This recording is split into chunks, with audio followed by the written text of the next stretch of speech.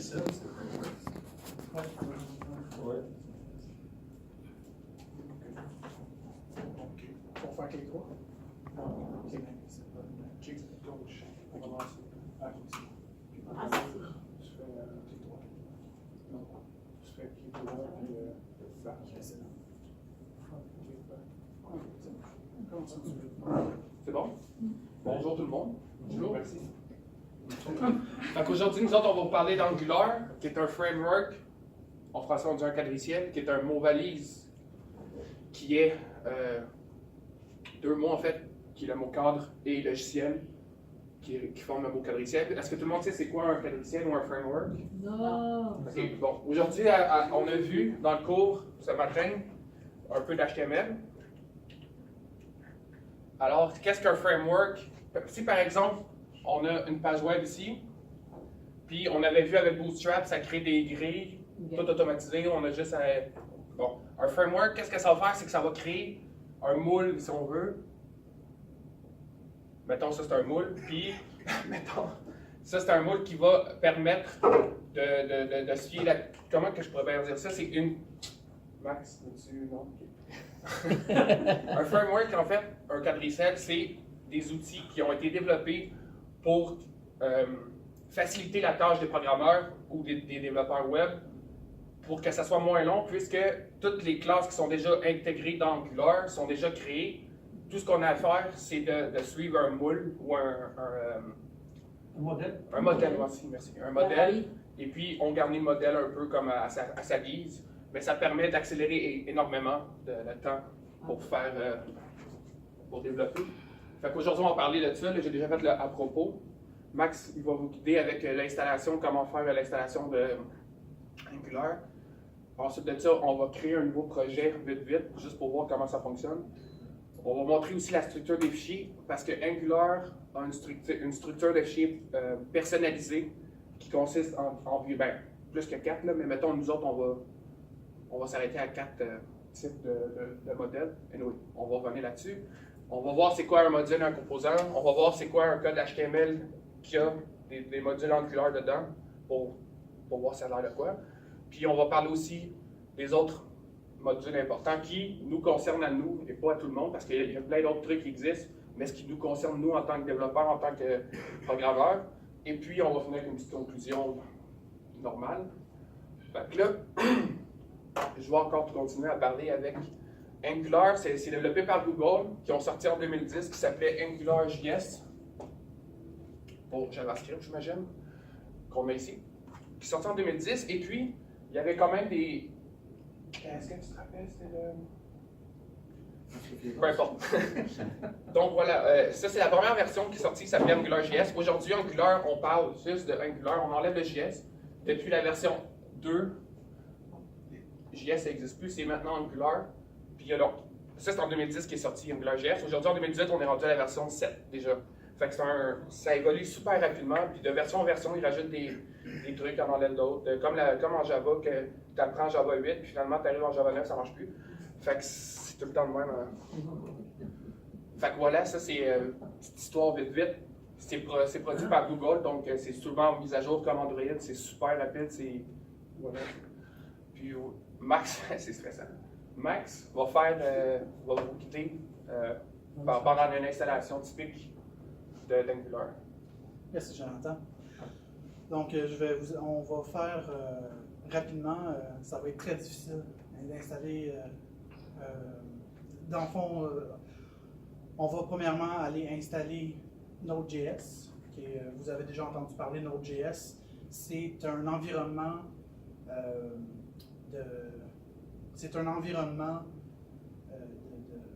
j'ai juste le mot anglais en tête. C'est quoi l'anglais? Mon type, c'est service. Un environnement d'exécution. Un exécutable. Environnement d'exécution. Voilà. Environnement d'exécution. Puis, donc c'est ça, on va aller sur nodejs.org. C'est une installation très facile, on suit les indications, un peu comme on installerait n'importe quel autre logiciel. Puis juste pour dire, c'est comme le JRE en Java. Pas le SDK, le JDK, mais le JRE, qui est l'application qui va permettre de faire rouler les autres liés de Java, mais dans ce cas-ci, c'est va être Angular. Donc, pour vérifier l'installation, une fois que c'est fait, node-v, donc V pour la version, et NPM. Donc Node, c'est Node.js, puis NPM veut dire en anglais Node Package Manager, c'est un gestionnaire de paquets pour Node. Donc on va aller installer des différents paquets avec NPM à notre projet. Puis là, il y a écrit trait d'union V qui veut juste dire dans le fond quelle version on a. Puis là, on a la 6.4.1 dans cet exemple-ci.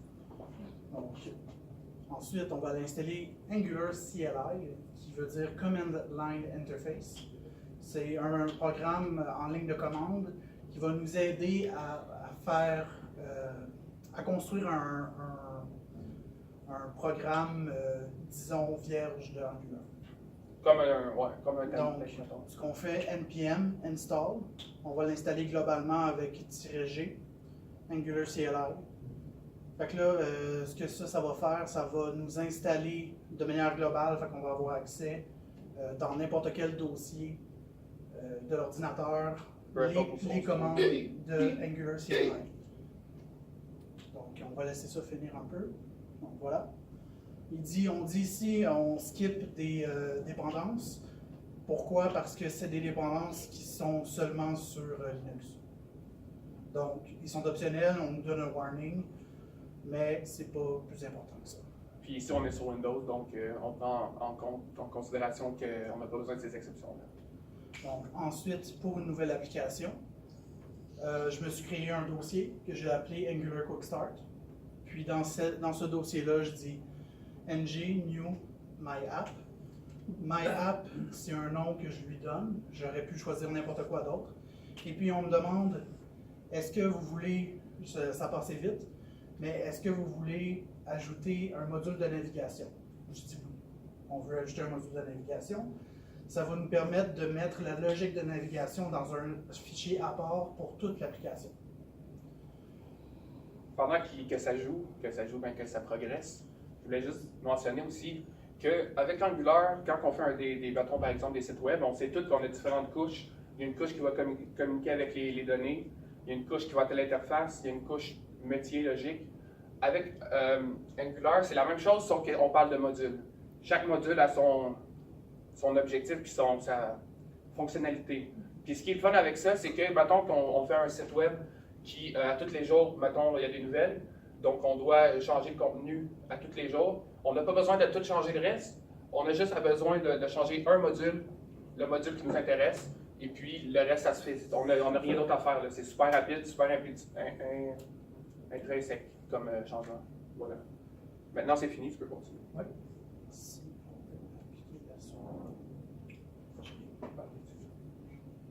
OK. Maintenant, donc, une nouvelle application, c'est ça que je viens de faire.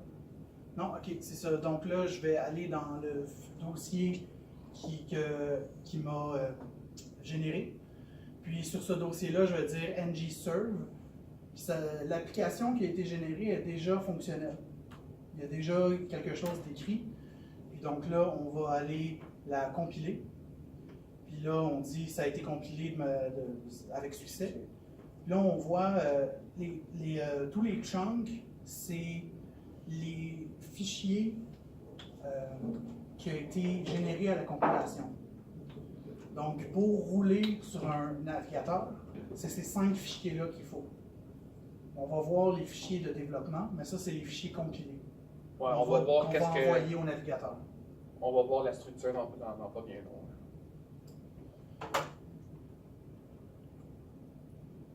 Donc, ça donne ça.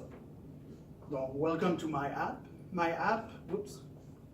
Si vous vous en souvenez, j'ai dit, c'est moi qui ai donné le nom My App à l'application.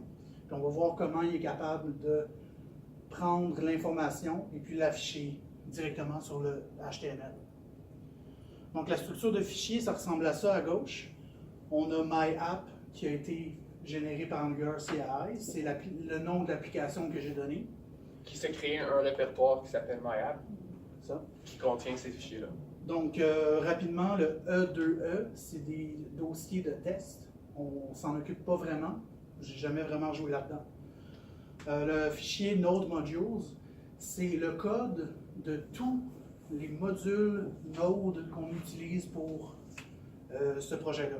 Il y en a beaucoup. Il y a environ une centaine de paquets qu'on utilise pour un projet Angular normal. Puis on peut aller voir tout le code, c'est là. Puis c'est utilisé pour la compilation finale. Donc le SRC, c'est on est intéressé par ça. Les autres, c'est des fichiers configuration. Dans le dossier SRC, on a App, Assets et les environnements. Environnement, on va s'intéresser quand on va être rendu au déploiement. Pour l'instant, pas vraiment. Les assets, ça va être tout ce qu'on va mettre les images, les vidéos, etc. Donc, nous, ce qui nous intéresse le plus, c'est app, index.html. Le professeur, quand il fait des exemples, il appelle ces fichiers HTML index.html. C'est pas pour rien, on va voir. Angular a repris cette habitude-là. Puis, on a aussi un fichier style.css qui s'applique à toute l'application. Pas juste une page en tant que telle, mais tout. Donc, dans App, ici, on a 5 fichiers. On a le fichier qui est le module de navigation qu'on m'a demandé avec Angular CLI si je le voulais. J'ai dit oui, fait qu'il a créé ça. En ce moment, il est vide. Il n'y a pas grand-chose dedans. Mais c'est là qu'on va aller définir les routes. Donc, le chemin du navigateur va donner quel. Après ça, on a le app module.ts. Ça, c'est le centre de l'application. C'est le module cœur. Puis c'est ce module-là qui va être le verbe que Angular utilise, c'est bootstrapper. Il ne faut pas confondre avec Bootstrap. Oui, ça n'a aucun rapport avec le CSS Bootstrap. Ça n'a aucun rapport. Dans le fond, il va prendre tous les bouts d'HTML puis il va les remettre ensemble pour faire un tout. Pour que dans le navigateur, si on clique dans Inspecter, on va voir une page HTML et non plein de pages séparées, comme c'est le cas ici. Et puis les 4 autres forment un composant. Donc un composant, ça va être un CSS, un HTML, un fichier de test et un fichier TypeScript. Le fichier TypeScript, c'est l'analogue JavaScript qu'on fait en ce moment. Sauf que le fichier TypeScript associé à un composant va s'appliquer seulement pour ce composant. Donc, module app.module.ts, c'est le fichier dont on parlait, on est là dans la hiérarchie. Donc, il y a plusieurs choses à regarder ici. On voit dans le tableau de déclaration, on va déclarer les composants qui sont utilisés par app.module, donc le app module. Est-ce que tu pourrais donner un exemple, par exemple, de composant, concrètement? On pourrait avoir un composant de navigation. Donc, une barre de navigation, ça va être un composant qui va être utilisé pour toute l'application.